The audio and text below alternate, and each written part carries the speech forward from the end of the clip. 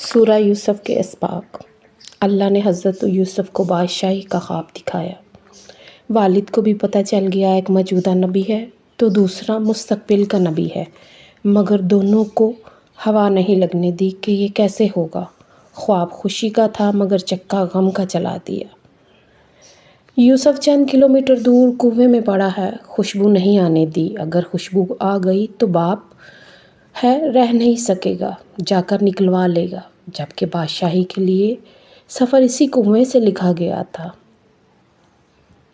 سمجھا دوں گا، تب بھی اخلاقی طور پہ بہت برا لگتا ہے کہ یہ ایک باپ اپنے بیٹے کو بادشاہ بنانے کے لیے اسی کنویں میں ڈال کر درخت کے پیچھے سے جھانک جھانک کر دیکھ رہا ہے کہ قافلے والوں نے اٹھایا ہے یا نہیں، لہٰذا سارا انتظام اپنے ہاتھ میں رکھا۔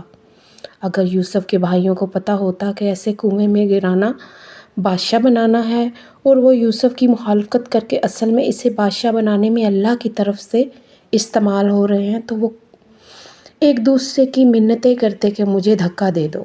یوسف عزیز کے گھر گئے تو نعمتیں بھرے ماحول سے اٹھا کر جیل میں ڈال دیا کہ اِنَّ مَعَ الْعُسْرِ یُسْرًا، القرآن جیل کے ساتھیوں کی تعبیر بتائی تو بچ جانے والے سے کہا کہ میرے مقدمے کا ذکر کرنا بادشاہ کے دربار میں، مگر مناسب وقت تک یوسف کو جیل میں رکھنے کی اسکیم کے تحت شیطان نے اسے بھلا دیا۔ یہ شیطان بھی اللہ کی اسکیم کو نہ سمجھ سکا اور بطور ٹول استعمال ہو گیا۔ اگر اس وقت یوسف علیہ السلام کا ذکر ہو جاتا تو یوسف سوالی ہوتے اور رب کو یہ پسند نہیں تھا۔ اس کی اسکیم میں بادشاہ کو سوالی بن کر آنا تھا اور پھر بادشاہ کو خواب دکھا کر سوالی بنایا، اور یوسف علیہ السلام کی تعبیر نے ان کی عقل و دانش کا سکہ جما دیا۔ بادشاہ نے بلوایا تو فرمایا میں باہر نہیں آؤں گا جب تک عورتوں والے معاملے میں میری بے گناہی ثابت نہ ہو جائے۔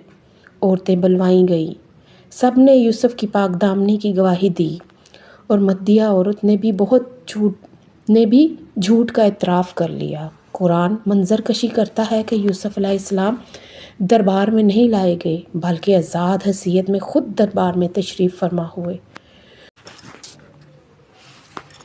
وہی قحط کا خواب جو بادشاہ کو یوسف کے پاس لایا تھا، وہی قحط یوسف کے بھائیوں کو بھی ان کے دربار میں لے آیا اور دکھا دیا کہ یہ وہ بے بس معصوم بچہ ہے جسے تمہارے حسد نے بادشاہ بنا دیا۔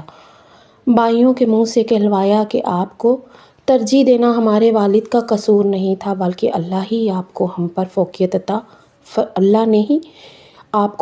فوقیت عطا فرمائی ہے۔ فرمایا پہلے بھی تم میرا کرتا لے کر گئے تھے جس نے میرے باپ کی بینائی کھا لی، اب یہ کرتا لے جاؤ، یہ وہ کھوئی ہوئی بینائی واپس لے آئے گا۔ اب یوسف نہیں، یوسف کا کرتا مصر سے چلا ہے تو کنعان کے صحرا مہک اٹھے ہیں۔ یعقوب چیخ پڑے ہیں، تم مجھے سٹھایا ہوا نہ کہو تو ایک بات کہوں، مجھے یوسف کی خوشبو آ رہی ہے۔ سبحان اللہ! جب رب نہیں چاہتا تھا تو 2 کلومیٹر دور کے کنویں سے خبر نہیں آنے دی، جب سوئچ آن کیا تو مصر سے کنعان تک خوشبو سفر کر گئی۔ بے شک اللہ جو چاہتا ہے وہ کر کے ہی رہتا ہے، مگر لوگوں کی اکثریت یہ بات نہیں جانتی۔ یاد رکھیں آپ کے عزیزوں کی چالیں اور حسد شاید آپ کے بارے میں اللہ کی خیر کی پلاننگ کو ہی کامیاب بنانے کی کوئی خدائی چال ہو۔ انہیں کرنے دیں جو وہ کرتے ہیں، اللہ پاک سے خیر مانگیں جو آپ کو جاب سے نکلوانا چاہتا ہے، شاید کسی اچھے پیکیج کی راہ ہموار کر رہا ہو۔ اسی لیے سورہ مکمل کرتے ہوئے اللہ پاک نے فرمایا ہے کہ بے شک ان لوگوں کے قصوں میں اہل دانش کے لیے عبرت ہے۔ اذکاری حنیف ڈار۔